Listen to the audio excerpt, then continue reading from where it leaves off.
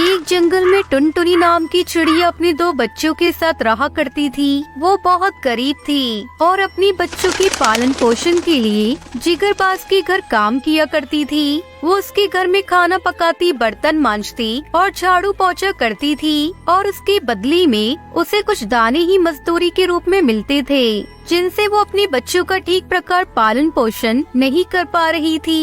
एक दिन जिगरबाज ने उसे बुलवाया। जिगरबाज ने गुस्से में कहा, अरे टुनटुनी, तेरे पति ने मरने से पहले मुझसे बहुत कर्ज लिया था, यहाँ तक कि तुम्हारा घर भी मेरे पास गिरवी रखा है। तुम्हारा पति तो कर चुका नहीं सका, इसलिए अब तुम्हें वो कर चुकाना चाहिए। इसलिए तुम मेरे घर में काम कर रही हो। वैसे तो मुझे तुम्हें 1 रुपया भी नहीं देना चाहिए, पर फिर भी तुम्हारे बच्चों का सोचकर मैं तुम्हें कुछ दाना दे दिया करता हूँ। हाँ बाज भैया, तुम्हारा बड़ा एहसान है मेरे ऊपर कि तुमने मुझे और मेरे बच्चों को घर से नहीं निकाला। लेकिन मुझसे क्या भूल हो गई जो इस तरह मुझ पर गुस्सा हो रहे हो? अरे आज तुम्हारे बेटे ने मेरे बेटे को धक्का दे दिया। अरे बताओ, भला उसकी इतनी हिम्मत हो गई है? अरे भैया, बच्चे हैं, कुछ लड़ाई झगड़ा हो गया होगा, माफ कर दो। मैं अपने बेटे को समझा दूंगी, अब ऐसा नहीं करेगा। ठीक है, इस बार माफ कर देता हूँ, पर आज मैं तुम्हें काम के बदले कोई अनाज नहीं दूंगा।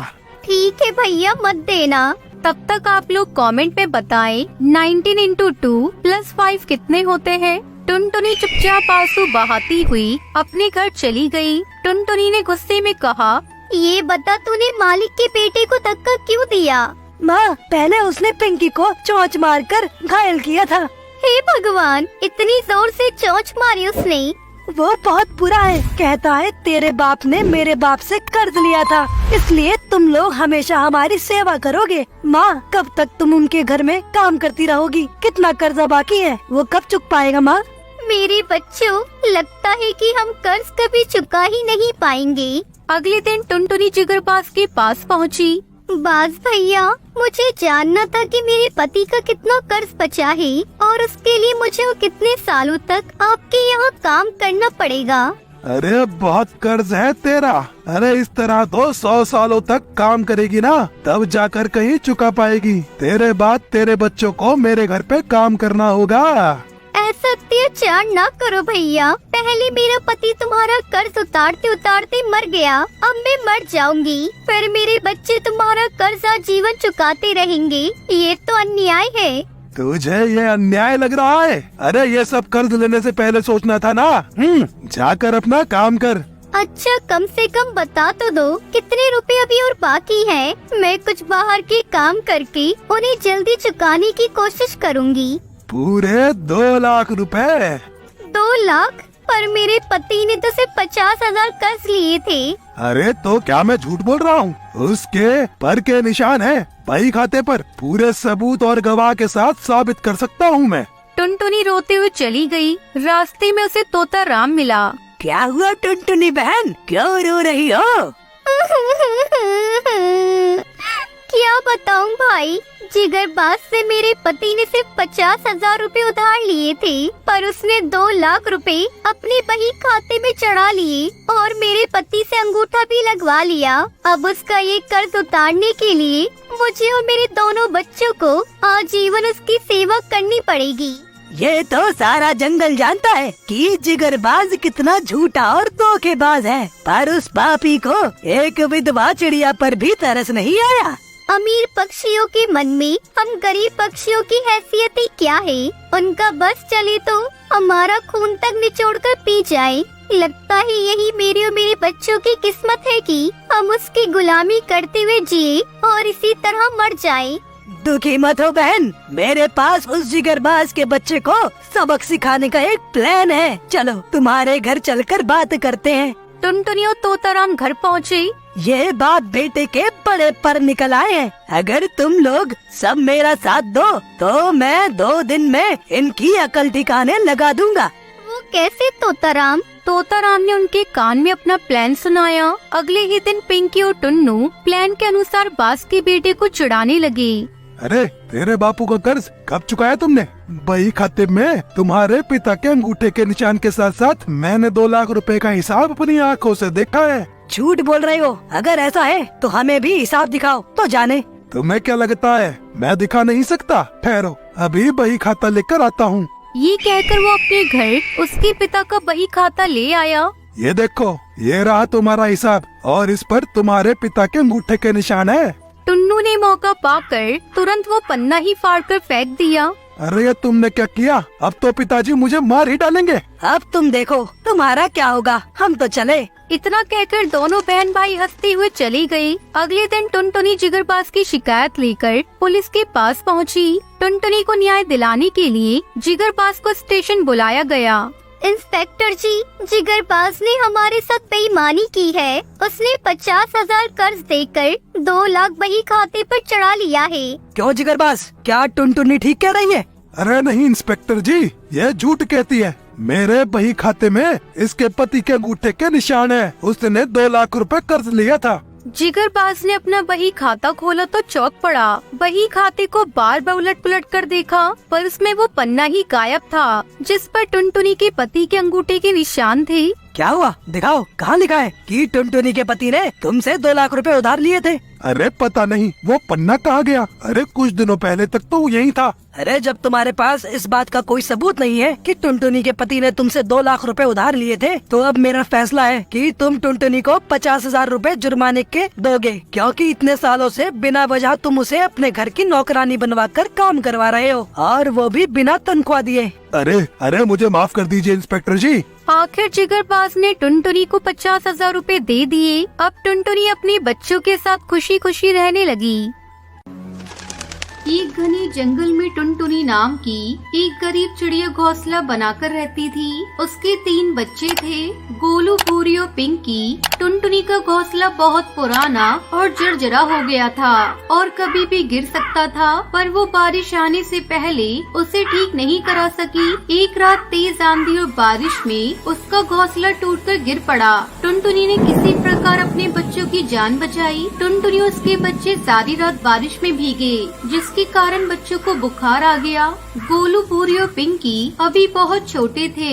उनके पंख भी पूरी तरह से नहीं निकले थे। अगले दिन सुबह बच्चों को बुखार में तपता देखकर टुनटुनी बहुत परेशान हो गई और डॉक्टर तोताराम के पास मदद मांगने पहुंची।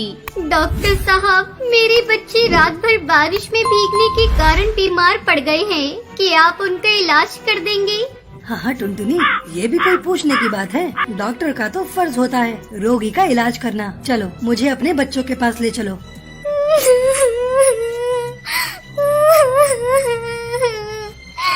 पर मेरे पास आपकी फीस देने के लिए पैसे नहीं हैं। रो मत टुनटुनी, मुझे तुमसे फीस नहीं चाहिए। डॉक्टर तोताराम टुनटुनी चिड़िया के साथ उसके घर पहुंचा तो देखता है कि उनका घोंसला तो जमीन पर टूटा पड़ा है और बच्चे टाल पर सिकुड़े बैठे रो रहे हैं। अरे ये क्या, तुम्हारा तो घर ही उजड़ गया। क्या बताऊं डॉक्टर साहब, कल बारिश में मेरा घोंसला गिर गया और अब मेरे पास रहने के लिए कोई ठिकाना नहीं है। बारिश में घोंसला बनाया भी तो आंधी पानी में फिर गिर जाएगा। घोंसले को मजबूत होने का समय ही नहीं मिल पाएगा। ये तो तुमने सही कहा। तुम चाहो तो बारिश खत्म होने तक मेरे घर में रह सकती हो। मौसम साफ होते ही घोंसला बना लेना। डॉक्टर साहब, आप बहुत दयालु हैं, पर मैं नहीं चाहती कि मेरे कारण किसी को परेशानी उठानी पड़े। आपका परिवार खुद इतना बड़ा है कि अगर 4 पक्षी उस घर में रहने आ गए तो हमारे बोझ से कहीं आपका घोंसला भी न टूट जाए। ये भी बात तुमने सही कही। देखो मेरे पास एक और उपाय है। जंगल के दूसरे छोर पर जो इंसानों की बस्ती है, वहाँ इंसान अपने घरों में शुद्ध हवा का आवाजाही के लिए रोशनदान बनवा कर रखते हैं। अगर तुम चाहो तो बारिश के मौसम बीतने तक अपने बच्चों के साथ वहाँ आराम से रह सकती हो। बारिश बीतते बीतते तुम्हारे बच्चे भी कुछ बड़े और ताकतवर हो जाएंगे, तब तुम लोग घर बना सकते हो। इसमें मैं तुम्हारी सहायता कर दूंगा। टुनटुनी को ये बात ठीक लगी। तोताराम बच्चों को दवा पिलाकर और जरूरी सलाह देकर चले गए और टुनटुनी नए घर की खोज में जंगल से लगे हुए शहर में पहुंची। वहाँ जंगल के पास एक घर था जो खाली पड़ा था। वहाँ कोई नहीं रहता था। बेघर चिड़िया उसके बच्चों को एक आसरा मिल गया।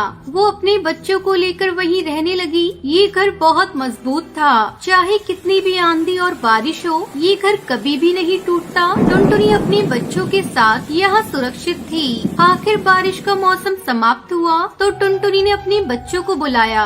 बच्चों, अब बारिश का मौसम खत्म हो गया है, तो क्यों न हम नया घोंसला बनाएं और जंगल में वापस लौट चलें। पर माँ, ये घर तो हमारे पुराने वाले घोंसले से कई ज्यादा अच्छा है और मजबूत है। हम यही क्यों नहीं रह सकते? बेटा, अपना घर अपना होता है, चाहे जैसा भी हो। ये इंसानों की बस्ती है। इंसान को पशु पक्षियों का साथ नहीं भाता। वो उन्हें कैदी बनाकर रखना पसंद करते हैं। उन्हें लगता है कि पक्षी शोर मचाते हैं और गंदगी करते हैं। अरे माँ, पर हम जिस जंगल में थे वो तो शहर से कई ज्यादा हरा भरा और साफ सुथरा था, जबकि यहाँ इंसानों के शहर में जगह जगह कूड़े का ढेर लगा रहता है। और जितना शोर इंसानों की मोटर गाड़ी मचाती है, जंगल के सभी पशु पक्षी मिलकर भी नहीं करते होंगे। अरे वाह, मेरा नन्हा बेटा तो बहुत बड़ा हो गया है। तुमने बिल्कुल ठीक कहा, पर क्या करें, इंसानों को बस दूसरों में कमियां नजर आती हैं। अपनी गलती और कमियां उन्हें दिखाई ही नहीं देती। क्यों, क्या वो अंधे होते हैं? अकल के अंधे? गोलू की बात पर सभी हंस पड़े। टुनटुनी सबसे पहले डॉक्टर तोताराम से मिलने उनके घर पहुंची। अरे टुनटुनी, तुम आ गई। मैंने तो सोचा कि शहर की चमक दमक में तुम जंगल को ही भूल गई। डॉक्टर साहब, शहर में इंसानों ने इतना प्रदूषण फैला रखा है कि वहाँ सांस लेना भी दूभर है। दिन भर उनकी मोटर गाड़ियाँ शोर मचाती हैं, हर जगह कूड़े के ढेर लगे हैं। ऊपर से उनकी बड़ी बड़ी फैक्ट्री से निकलता काला विषैला धुआं वायु को प्रदूषित करता रहता है। भला वहाँ मेरा क्या काम? ये बात तो तुमने ठीक कही। चलो, अब तुम आ ही गई हो तो तुम्हारा नया घर बनाने की तैयारियां शुरू कर देते हैं। मैंने घर बनाने के लिए कुछ घास और तिनके मंगा लिए हैं और 2 मजदूर चिड़ा भी राजी कर लिए हैं, जो तुम्हारा घर बना देंगे। वो बहुत ही कुशल कारीगर हैं। वह तुम्हारे लिए एक मजबूत और सुंदर घर बना देंगे। डॉक्टर साहब, आपके इस एहसान को मैं कैसे चुका पाऊंगी? परंतु मेरे पास मजदूरों को देने के लिए दाना ये कुछ भी नहीं है, तो मैं खुद ही अपने बच्चों की सहायता से घर बना लूंगी। अरे टुनटुनी, कैसी बातें करती हो? संकट के समय अगर एक पक्षी दूसरे पक्षी के काम नहीं आएगा तो कौन आएगा? ये दोनों मजदूर तुम्हारे घर बनाने में कोई मजदूरी नहीं लेंगे। और भविष्य में अगर तुम्हारे पास पैसे हो तो जिस तरह तुम्हारी सहायता कर रहे हैं, वैसे भी तुम किसी दुखी पक्षी की सहायता कर देना। समझ लो, यही हमारा उपकार चुकाने का उपाय है। वाह डॉक्टर साहब, आपने कितनी अच्छी बात कही। मैं आपसे वादा करती हूँ, भविष्य में मैं भी आपके समान किसी न किसी बेघर चिड़िया माँ की सहायता अवश्य करूँगी। इस प्रकार तोताराम से बात करके टुनटुनी अपने बच्चों के पास वापस आ गई। अगले दिन 2 मजदूर चुड़ों ने टुनटुनी का घर बनाना शुरू कर दिया। 1 सप्ताह बाद जब उनका घर बनकर तैयार हुआ तो मजदूर चुड़ा जाते जाते बोलता है, बहन, ये सच है, हम तो बिना मजदूरी के काम करने के लिए तैयार न थे, पर तोताराम जी ने हमसे वादा किया, यदि हम तुम्हारा घर बनाने में सहायता करेंगे तो हमारा और हमारे परिवार का मुफ्त में इलाज कर दिया करेंगे। ये सुनकर हम बहुत शर्मिंदा हो गए।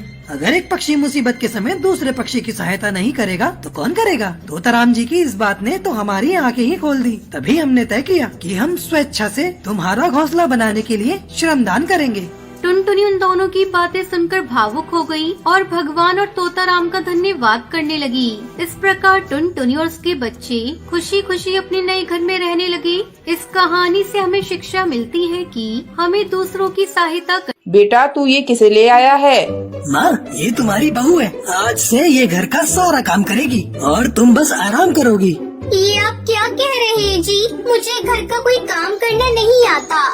बिलासपुर नगर के जंगल में टुनटुनी चिड़िया अपनी माँ टूनी और पिता सेठ टुन्नू चिड़ा के साथ रहती थी। टुनटुनी चिड़िया की 2 बड़ी बहनें भी थी, पिंकी चिड़िया और भूरी चिड़िया। टुनटुनी चिड़िया बहुत ही सुंदर थी, उसे अपनी सुंदरता पर बहुत घमंड था। अरे वो टुनटुनी, दिन भर तू शीशे के सामने बैठी रहती है और तेरी दोनों बहनें काम करती रहती हैं। जरा तू भी उनके साथ मिलकर काम कर लिया कर। माँ, तुम्हें तो पता है मैं कितनी सुंदर हूँ, मैं क्या करूँ? अगर मैं काम करूँगी तो मेरे हाथ गंदे हो जाएंगे। मैं तो अपनी सहेलियों के साथ खेलने जा रही हूँ। इस तरह दिन गुजरने लगते हैं। टुनटुनी उसकी दोनों बहनें बड़ी हो जाती हैं। सेठ टुन्नू चिड़ा पिंकी चिड़िया और भूरी चिड़िया की शादी कर देता है। एक दिन वो अपनी पत्नी टूनी से कहता है, टुनटुनी की माँ पिंकी और भूरी की तो शादी हो गई। अब मैं टुनटुनी के लिए भी कोई अच्छा रिश्ता ढूंढकर उसकी शादी कर दूंगा। हाँ जी, बात तो आप सही कह रहे हैं। टुनटुनी भी तो बड़ी ही हो गई है। इस बात का पता जब टुनटुनी चिड़िया को चला तो अपने पिता से बोली, पिताजी, मैं अपना वर खुद चुनूंगी। ये तू क्या बोल रही है टुनटुनी चिड़िया?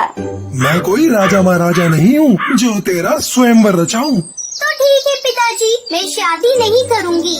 तेरी इतनी हिम्मत जो तू मुझसे इस तरह से बात करेगी? ज्यादा गुस्सा मत करो जी, बचपन से तुम इसकी जिद पूरी करते आए हो, अब इसकी ये आखिरी जिद भी पूरी कर दो। बेटिया ससुराल चली जाए और खुशी खुशी अपनी जिंदगी बिताए, इससे बढ़कर हम लोगों के लिए और क्या खुशी होगी।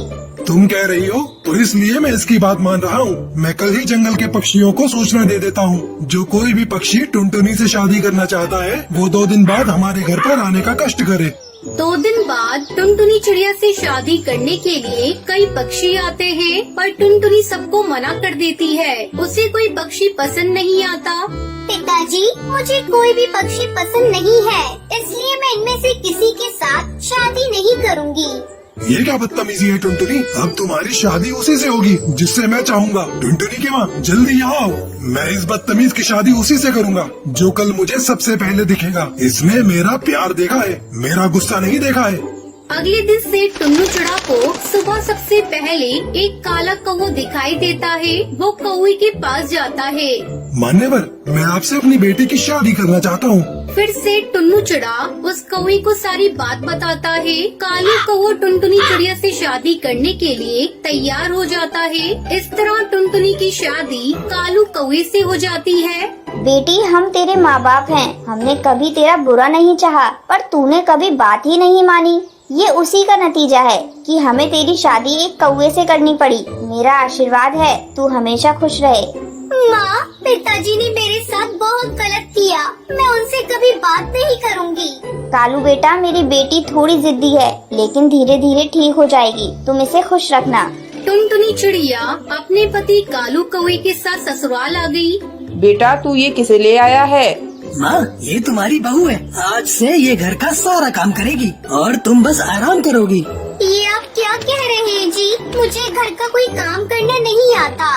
कोई बात नहीं, जल्दी सीख जाओगी। अब मैं क्या करूं? पिताजी ने मुझे किस मुसीबत में फंसा दिया। मैं वापस मायके भी नहीं जा सकती।